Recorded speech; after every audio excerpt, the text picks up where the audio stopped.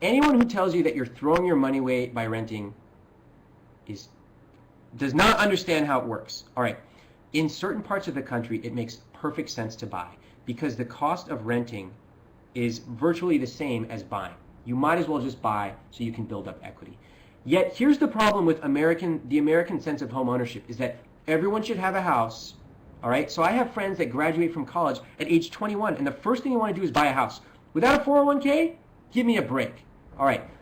Especially in areas like New York, San Francisco, some of these areas, it actually financially does not make sense to buy. Here's why, and listen closely. A lot of people think, oh, my rent is $1,000, so I can afford $1,000 for my mortgage. Wrong. What you have to add about 40 to 50% of your mortgage to account for all the phantom costs when it comes to buying a house. That would include taxes, maintenance, insurance, all kinds of stuff that you do not pay when you're renting. So people get really mad when you tell them this. Really mad.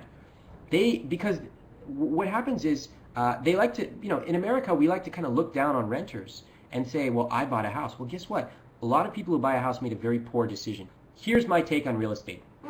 I'm ultra conservative on it. If you want to do it the standard way, as close as possible to 20% down. If you don't have 10% that you can put down, forget it. Set up a savings goal and save at least 10%.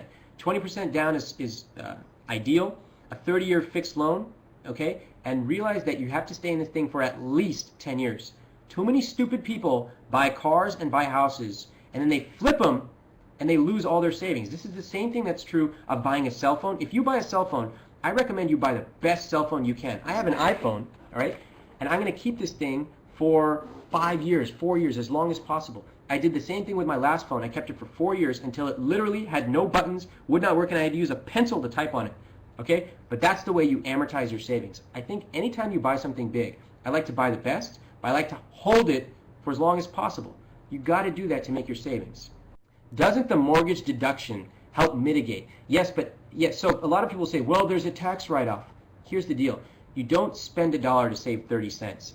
Your tax deduction tends to be less than the amount you actually will pay. Okay? There are other reasons to buy a house. There are great reasons. They're usually not financial. They're usually about a stable place to raise a family. You want to think about this stuff. And frankly, if you haven't gone to like the New York Times rent versus buy calculator, if you do not know in and out about buying a house, like every term, every definition, if you haven't spent a year researching it, then you're not ready. Why would you buy it, the largest purchase of your life, without researching it and becoming an expert?